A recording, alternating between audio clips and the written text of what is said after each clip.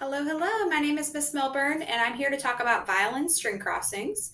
If you would look in your Essential Elements Book 1, page 17, right here, it talks about the different arm levels or string levels that you need to be able to successfully do string crossings. So it tells you raise your arm to play lower pitched strings and lower your arm to play higher pitched strings. So that's actually going to be true even if you're pizzicatoing. So we're going to play with the bow in just a second, but I'd like to start with pizzicatoing. So if I am pizzicatoing, let's get our good playing position. And I'm not going to be putting any fingers down, so I'm just going to let my hand rest right here. Make my L. And you'll notice if I'm plucking on my E string, I've got my arm pretty close to my body. All right, so let's pluck our E string 4 times together. 1, 2, ready, pluck, E.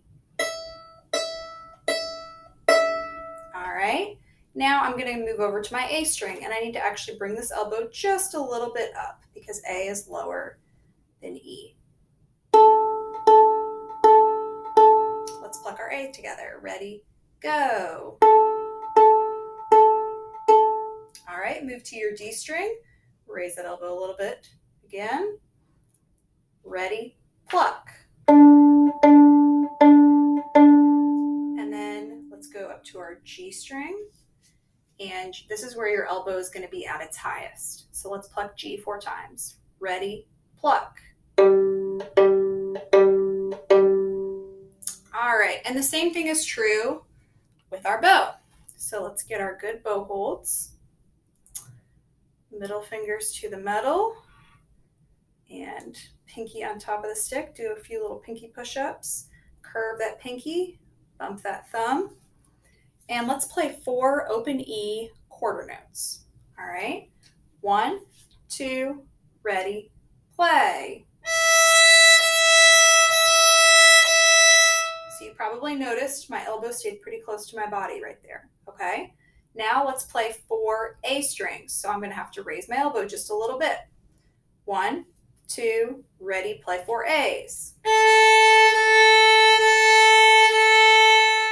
Let's play 4 D's, raise that elbow just a little bit more. We wanna have it on the same plane as our D string or whatever string we're playing on. 1, 2, ready, play D.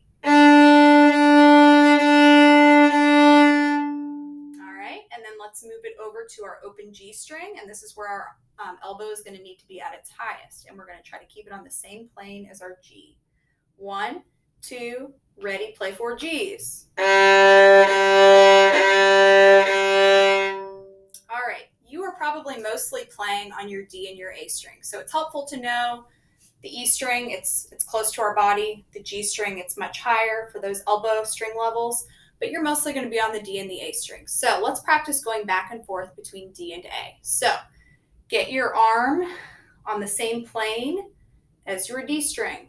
All right, let's play 4 open Ds together. 1, 2, ready, play. All right, drop your elbow just a little bit. Let's move to the A. Ready, play 4 A's. Let's go back to the D. Ready, go. Back to A. Drop your elbow just a little bit.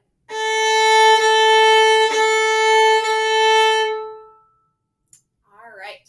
So hopefully that gives you kind of an idea of how string crossings work. So the main thing you want to remember is if you're just going from one string to the next string over, it's going to be a very gradual, small movement.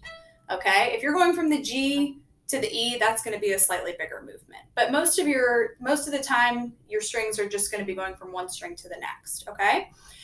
So it will allow you, if you can really get these arm levels down, to be able to play more advanced music in the future.